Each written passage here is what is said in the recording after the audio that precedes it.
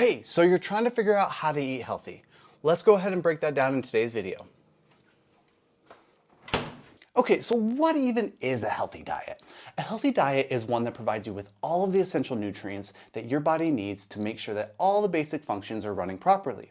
This includes fiber, antioxidants, vitamins, minerals, protein, and the list goes on.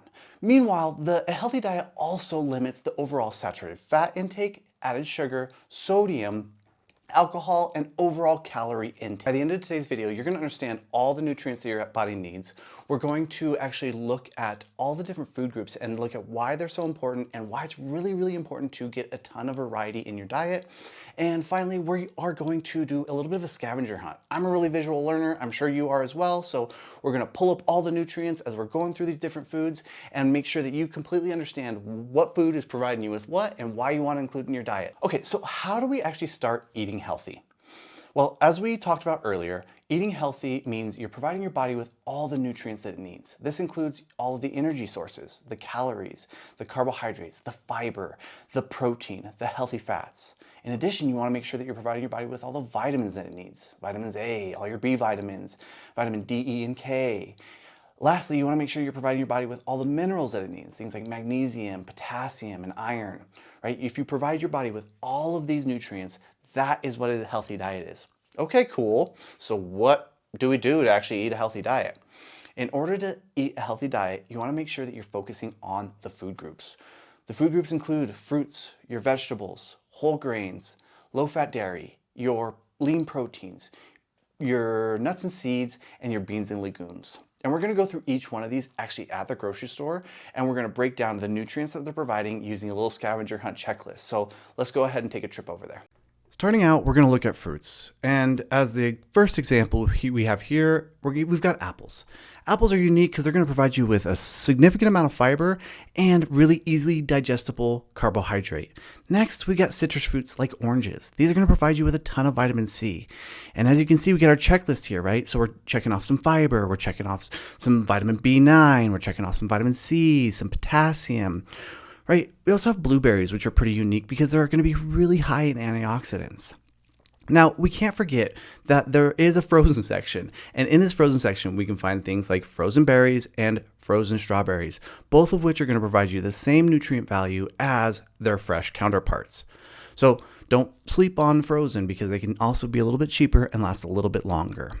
Next up, we've got vegetables, starting off with bell peppers. Bell peppers are going to be a great source of vitamin C, add a little crunch to those meals. And we also have things like tomatoes, going to be really high in vitamin A and potassium. We also have things like broccoli, which are going to provide you with a significant amount of fiber, some potassium, some B9s, and some vitamin K. We also have things like carrots, which are going to provide you with some vitamin A.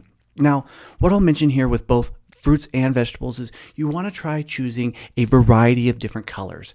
Each color is going to provide you with a different nutrient profile within that vegetable category. So, right, we choose some fruits, we choose some vegetables, we choose a couple different colors from each. We're going to check so many boxes as far as these nutrients are concerned. Next up, we have our whole grains. We're in the bread section right now, so let's go ahead and review a few different breads that we can choose that are going to provide us with the most nutrient bang for our buck. Starting out with Dave's Killer Bread, Good Seed. This one is awesome. It had like 6 grams of fiber, 150 calories, providing a great source of carbohydrates. Plus, whole grains are typically going to be high in about all your B vitamins. You're going to check so many of those boxes by just choosing whole grains over a processed grain or a white bread, so to speak. So, right, going through 2 examples here, just one thing you want to look out for when you're looking at breads is making sure that you're choosing the 100% whole grain or making sure that the first ingredient listed is actually whole grains. Right. You can also choose things like whole grain English muffins, where you're going to get a similar profile to those English whole grain bread options that we talked about earlier. Now, these are only the bread section. We can go much further and look at things like cereals. So we're going to start out with some bran flakes. Again, this is going to provide you upwards of like 8 grams of fiber.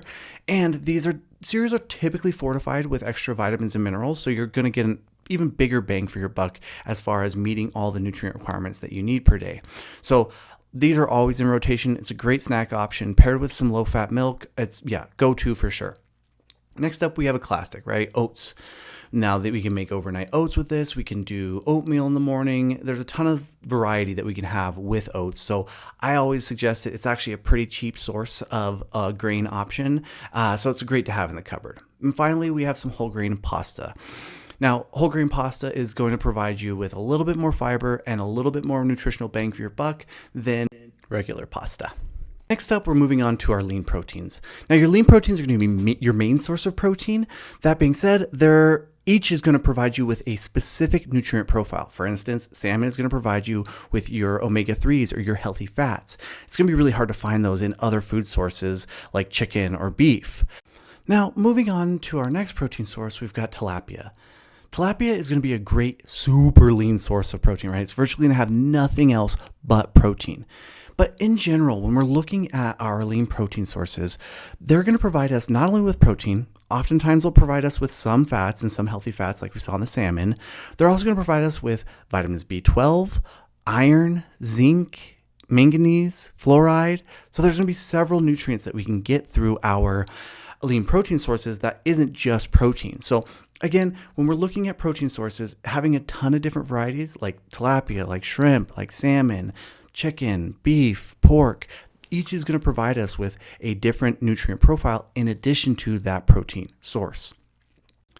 Personally, I think protein's a little bit of a pain in the ass to deal with, so I like to have things like these frozen chicken burgers or turkey burgers in the fridge so that I can just throw these on the oven and have a meal ready in less than 15 minutes. These are a great way to do that if you don't want to have to cook a whole protein source.